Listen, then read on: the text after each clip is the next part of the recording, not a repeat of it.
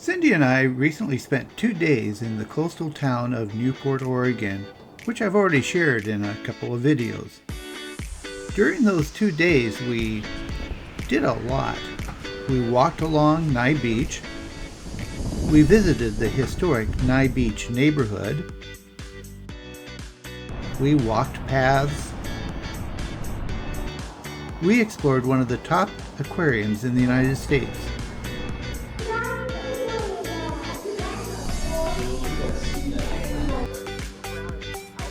We went to Newport's historic bayfront and faced temptation in a candy shop. And even said hi to seals basking on the docks. We walked among the tide pools at Yaquina Head, outstanding natural area. And even found time to have silly fun at Ripley's Believe It or Not and the Waxworks Museum. We ended our days there with great sunsets. And as we were heading home, we even stopped by a farmer's market we weren't even looking for. But we decided that we hadn't had enough of Newport, and so a week later, we headed back. And we started back at Yaquina Head, outstanding natural area, to do a couple of things that we missed doing while we were there the first time. On this day, the Yaquina Lighthouse is open to the public for just about an hour and a half. We arrived at about 10:30 so that we could be first in line. It's only the bottom portion that's open due to needed repairs in the upper parts, but even so, it's worth a look if you can do it. Times are limited and it's on a first-come, first-served basis. Okay, these are the oil drums that they would keep the oil in that fueled the lighthouse. This room apparently served as an office workspace for the crew that manned the lighthouse.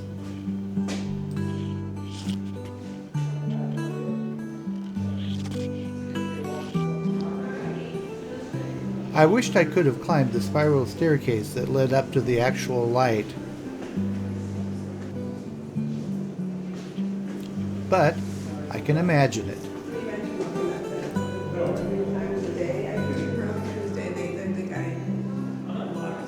The park ranger answered questions outside. He had a lot of good information to share with us. You'll want to call ahead to find out when the lighthouse is open to the public. I'll leave contact information in the description to this video.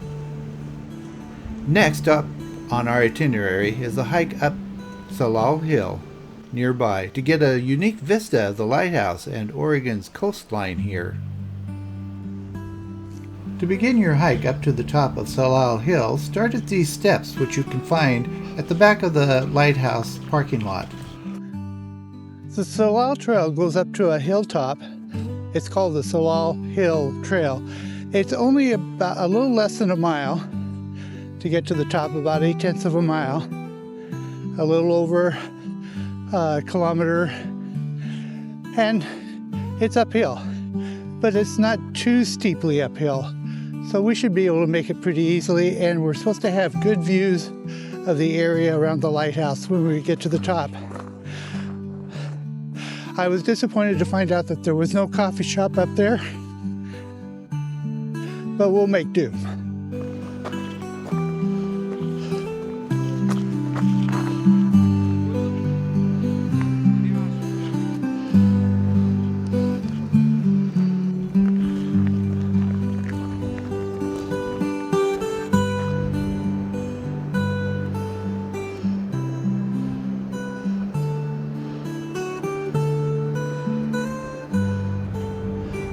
Well, there is no coffee shop up here, but you do have a great 360-degree view of the area.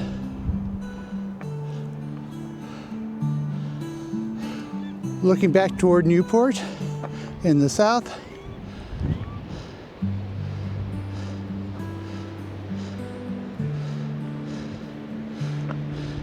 Back up the coast toward the north, Moloch Beach below us, Beverly Beach beyond. and back to the lighthouse. The Yaquina Head Lighthouse from the summit of Salal Hill.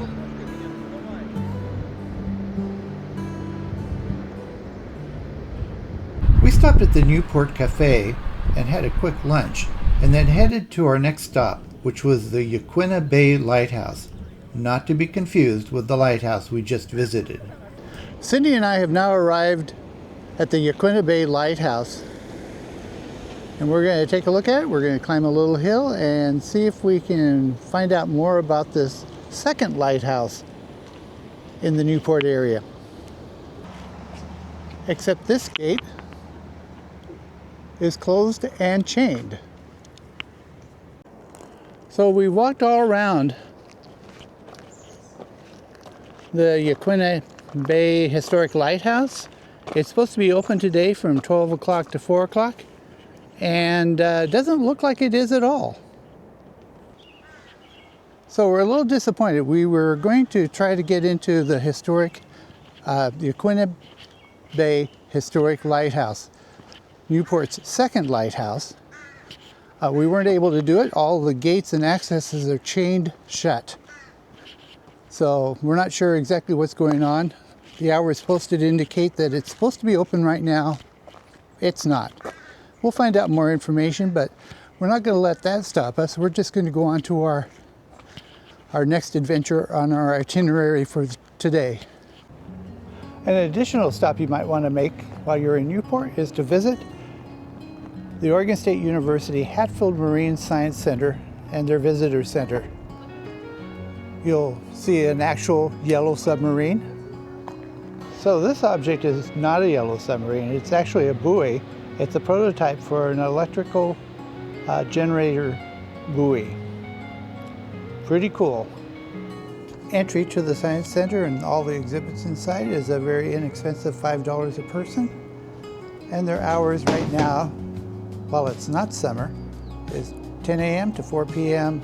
Thursday through Monday. So plan your visits accordingly.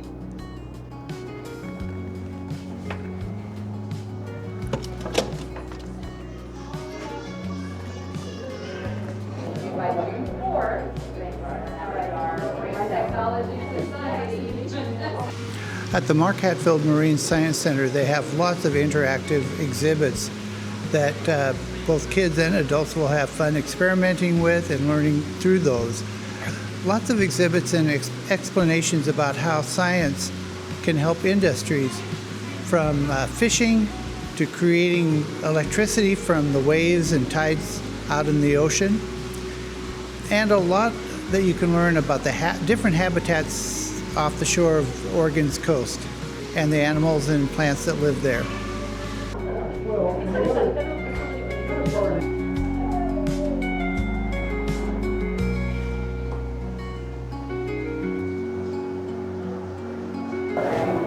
Cindy's at the helm.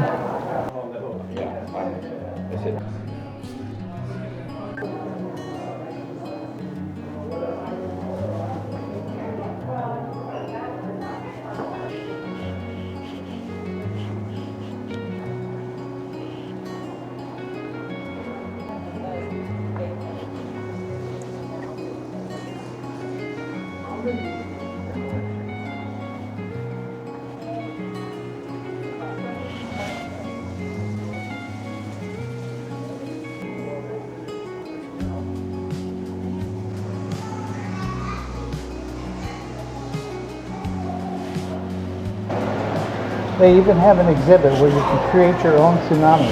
Let's try that out.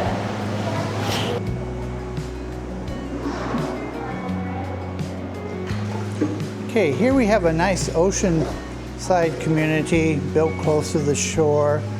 But wait, Cindy's about to start a tsunami.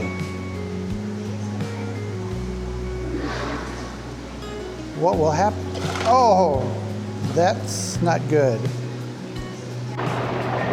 They even have a touch tank, and in this tank, they've got some sea anemones.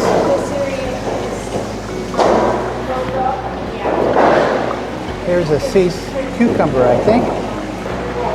More sea anemones in this one. purple sea urchins over here. Right here. Oh, There's a green one. Sand dollar, I think. very cool. Sand dollar right about there. I think a sea cucumber right here. I just now realized this one. A couple of variety of sea stars. Yeah, these are all ochre stars over here, but we also have a bat star in that pool. Actually, there's two bat stars. There's that Back one over right there. here and that grayish one here. Oh, okay. Okay, so this is a sea star I didn't know about. It's called a bat star. Very cool. Cindy's getting an urgent call through that seashell. She's able to talk to and hear different animals talking back to her. Hello. Hello. If you'd like to rest and take a load off your feet, you can do that in the theater that offers short nature videos that run on a continuous loop.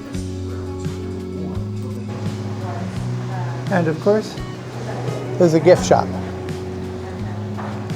near the end of your tour. After our time at the Mark Hatfield Marine Science Center, Cindy and I decided to revisit the historic Newport Bayfront area, visit some shops that we hadn't seen before, and just relax. As you walk along the street and along the docks, in spite of the fact that you're among gift shops, souvenir shops, candy stores, bakeries, restaurants, and cafes, the heart of this area is really the fishing industry.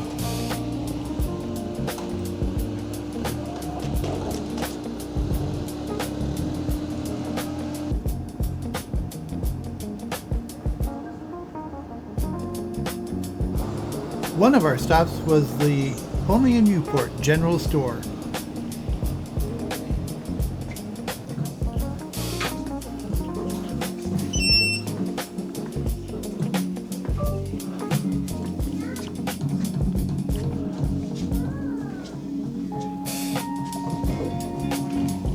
I think I might want to steer Cindy away from all of these refrigerator magnets. Oh, this is interesting. This is a whole collection of socks. Too late. Cindy has discovered the refrigerator magnets. Fish peddler? Well, I've never seen a fish ride a bicycle. Oh my. But you can buy fresh seafood here.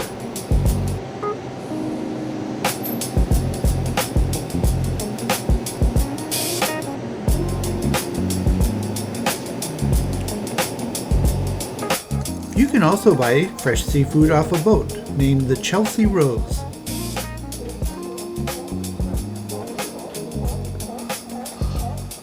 Snag up the salmon.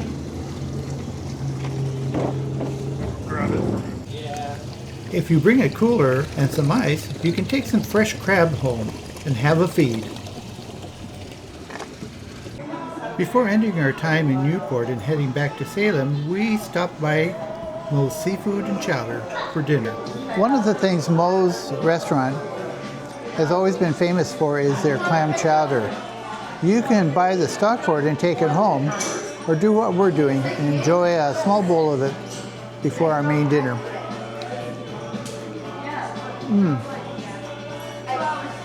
Very good.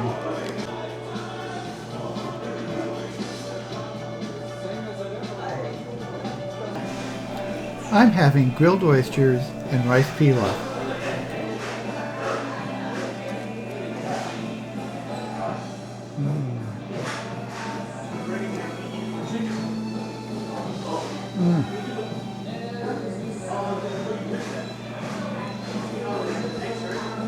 I love good food, and this is one place you can come and get it and count on it being reliably good. For dessert, we've both ordered Marionberry cobbler, heated up, topped with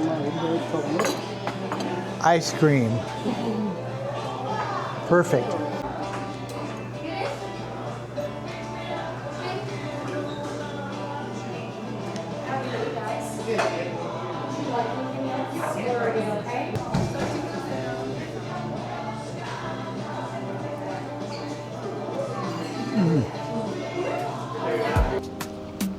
I hope you enjoyed our time together. Thank you for watching this video. In the meantime, keep having your own adventures, and we'll see you in the next video.